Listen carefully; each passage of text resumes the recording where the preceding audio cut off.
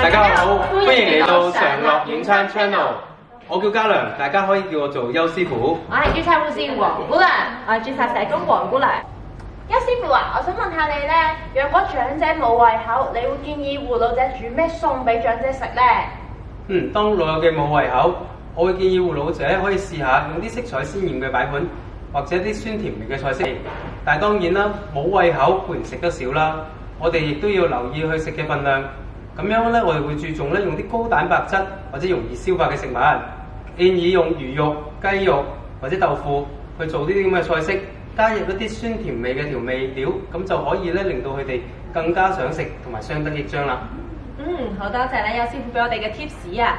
咁其實咧每一日長者嘅心情啦，同埋個胃口咧都會有唔同嘅，所以護老者值得咧多啲同長者交流，每一日咧了解下佢嘅心情同埋當日想食咩餸，咁咧就可以煮到咧長者中意嘅菜式噶啦。